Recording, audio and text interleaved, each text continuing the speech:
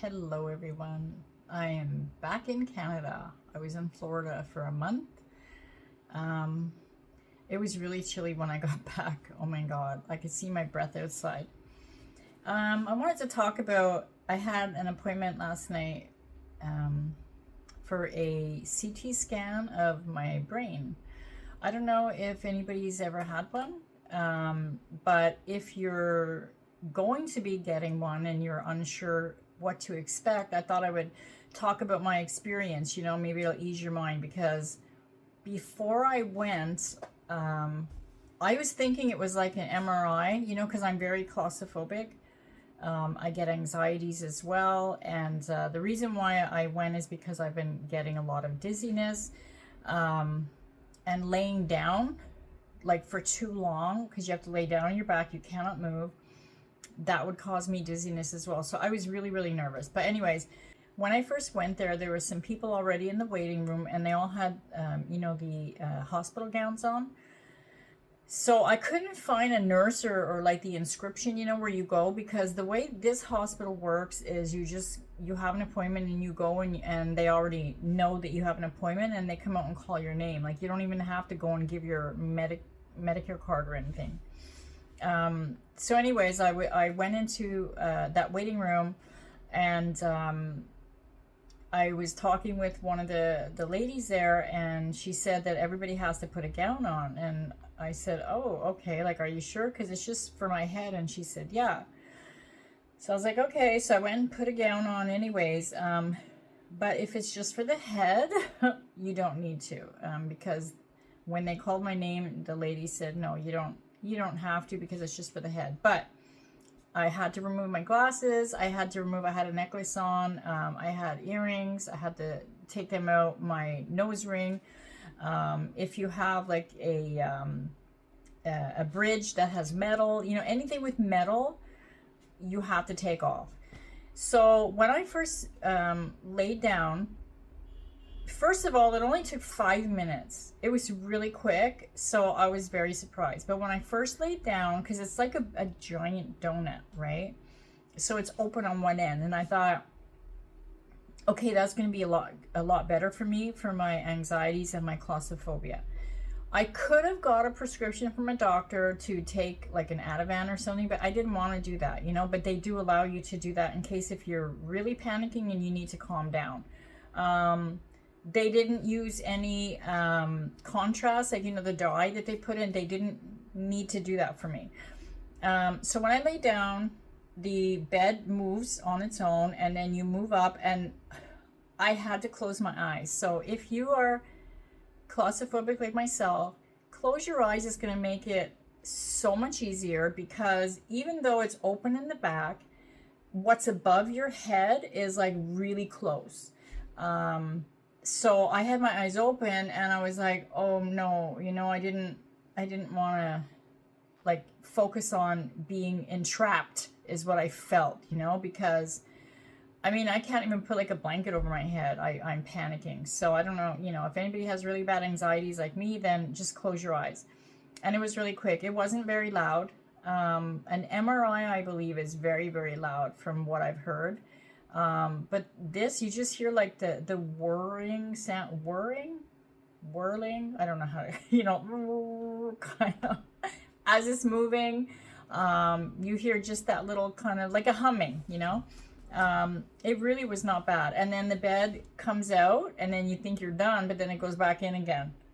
And then it comes out after, and then it goes back in again, and it does. So I think it's like taking it in sections, that's why they have to like bring you out and then back and make sure it measures up or some. I don't really know how the CT scans work, but the nurse told me it'll take about 5 minutes, and she was right, because when it came out again the very last time and then it didn't go back in, I opened my eyes and she was standing there, and I was like, it's done? She said, yeah. And that was it, and it didn't bother me at all. So I was like, because I live like maybe 10 minutes from the hospital. It's a 10-minute drive. I took an Uber. So I would say, like, from getting there, getting my CT scan, because they called me within a few minutes of me being there, and then coming back home, it was like maybe 30 minutes. Like, I swear to God, it was really quick. I was surprised. It's like, what? I'm already done. So yeah, if you have to get a CT scan, really it's not that scary.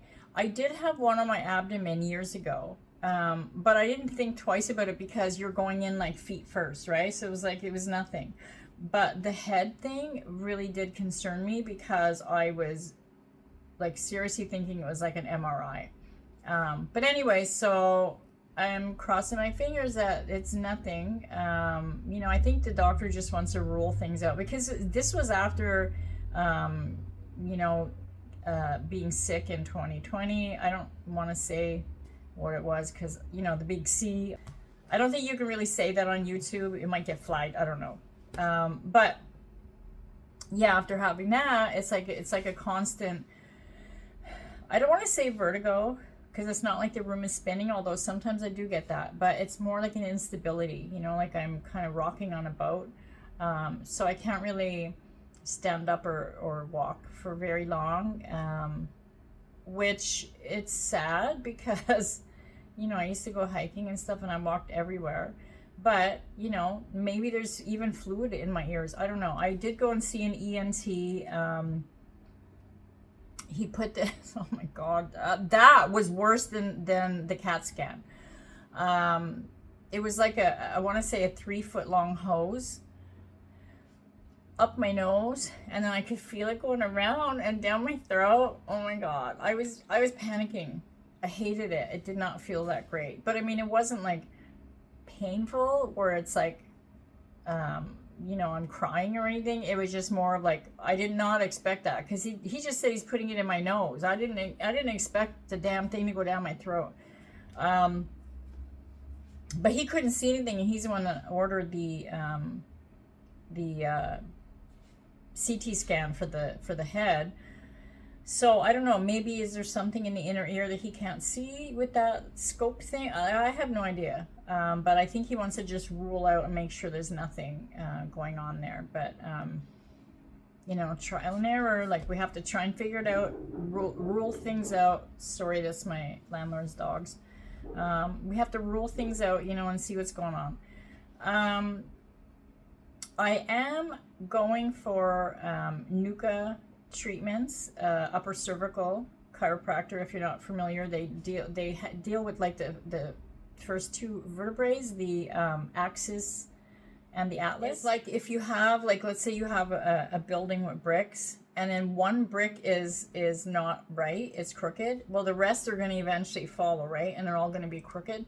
So it's kind of like how your spine is, you know, if your axle, if the atlas is off, then the rest of the vertebrae are going to follow. And that's where you can get hip pain and things like that because you're not aligned, you know, like how you should be. And how they find out, oh my God, it's so interesting. Like, you lay down and then they measure your feet because, like, let's say I'm laying down, right? Like, one foot would be like shorter than the other. It's crazy. But then after they do the NUCA treatment, like you're equal again. But that could take years. It did help me though a lot. So if anybody is thinking about going to see a chiropractor, I would suggest to look for a NUCA, or even I think a Blair orthogonal is what they're called. But NUCA is like really, it's gentle. Like you don't even know they're doing anything. Like, I'm serious. Like, it's like he'll put his hands like in a certain way, and it's almost like a vibration, kind of like think of it like the Newton's cradle. You know, when you have like all those balls on strings, and then you lift one, and then the ones in the middle, they don't move, but then the one at the end moves, you know, and then the one at the end, it's kind of like that. It's like the vibration kind of motion pops it right back where it should be. And I didn't even think he did anything until I sat up, and then I had like a head rush, and it's like the blood was just rushing back to my head, and I had a lot of weird symptoms that have really subsided or completely gone away. So I have a feeling that that is playing, my subluxation is playing a big part in my dizziness, but who knows, because it did happen after getting sick in 2020. So it's like, is it just a coincidence? Like, I really don't know, but I think I need to start ruling everything out, you know, to find out what is going on, because I mean, you know, I want to have quality of life back, right? But yeah, the from what, because I'm on I'm in a group where people, like, they get dizziness and stuff, and they talk about Nuka, and that's how I found out, you know, about going. And some of the people there, they say it takes years, and I was like, wait, what? I thought maybe after like 4 or something, you know, I'd be normal again. But my doctor explained that it takes a month of healing for every year that you've been subluxated. So according to him, it's been over 40 years that I've been subluxated. So that would be about 3 years, right? I'm in my 2nd year right now. And it seems like a lot. Like, oh my God, I've been going through this for 2 years already. Like, come on, you know, I'm tired of paying. I should be okay, but it makes sense on the timeline, you know, that it could take a while, because it's not just like, oh, putting your bone in place and then, you know, oh, okay, that's it, you're done. Like, first of all, your body will start trying to slip out of place again, because it's been like that for so long. It's not going to just stay. It's not like he pops it back in and there you go, you're good. It's not like they're bolting it in there, you know. It's going to slip out again. But eventually, you know, your body learns how to hold it. But it's also the muscles and the tendons and all these neurons and everything in the head, honestly, from what I've been reading, because also when you're subluxated, the brain fluid, from what, now I'm not a doctor, and you know, you do your own research, but from what I've been researching and learned, like, the brain fluid doesn't flow as well when you're subluxated. It's kind of like if you have a hose, a water hose, and there's a kink in it, you know. So from him popping it back, it's like that kink is coming out, and like, you know, so apparently from what I read, it can help, you know, with things like or help, I guess, prevent or, you know, slow down things like Alzheimer's and Parkinson's and stuff like that. But, you know, look it up. That's what I've been looking at and reading, and it makes sense, you know, like when you learn about it. But, you know, I'm not a doctor, I'm not a professional, I'm just a patient, and I know that it's been working a lot for me, because in the beginning, I couldn't even, like, do this, just move my eyes, the room would spin. I did have really bad vertigo. I couldn't stand up to do my dishes. I would have to sit in a chair. Like, if I stood up, I'd maybe wash 2 spoons and I'd have to sit. It was really bad. So I am getting, you know, a lot of my life back, because now, like, you know, I could spin my head and the room's not spinning. I can walk a little bit, but it's not like before. I used to exercise, you know, like really exercise. I haven't really exercised like I did, but you know what? I'm doing some things, you know, I'm doing like my isometrics. I'll use my bands, some Tai Chi, you know, but I think I need to be more consistent. I did try vestibular therapy exercises. You know, like when like, let's say if you're taking a pen, or like even your thumb, you know, and then like you kind of move it, and then you follow it with your eyes, you know, or you keep it still, and then like you're moving your head, things like that. I tried that, and they say, you know, it takes about 6 to 8 weeks, and I did that for like 10 weeks, and it really didn't help me. Maybe I didn't do the proper ones. Maybe I really should have stuck with it and done it longer, but I wasn't noticing it. But I've read a lot of people who've had really big success with that, because it's retraining your brain. That's part of my life. That's what I've been going through.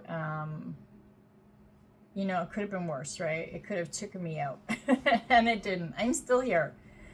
But yeah, so if you have any questions, you know, like about my treatments, or, you know, my symptoms, whatever, I mean, you can go ahead and ask in the comment box down below, because, you know, I don't mind sharing if it can help somebody out, you know, to feel a little bit more, I guess, I don't know, just they don't feel alone, you know, like, are you going through this? I don't know. But yeah, being dizzy all the time is not fun. It sucks. You know, trying to figure out what's causing it, that's the tough part, you know. But I'm going to stick with my Nuka treatments because they have been helping. I used to have such a sore lower back, you know, like I would wake up and I'd be hunched over like I was 80 years old, and I don't have that anymore. So that's really good. Oh, it can help with migraines too. I used to get a lot of really bad headaches, and I don't get that anymore. Except if I'm going through retracement, and that's another story. But yeah, so I just wanted to say hey and talk about my appointment, and if anybody else is worried about a CAT scan, it's really not that bad. It's not that bad at all. So, you know, don't worry about it, because I'm an overthinker. I worry about everything, and if I can get through this, it's a piece of cake. Anyways, have a great day. I'll see you in the next one.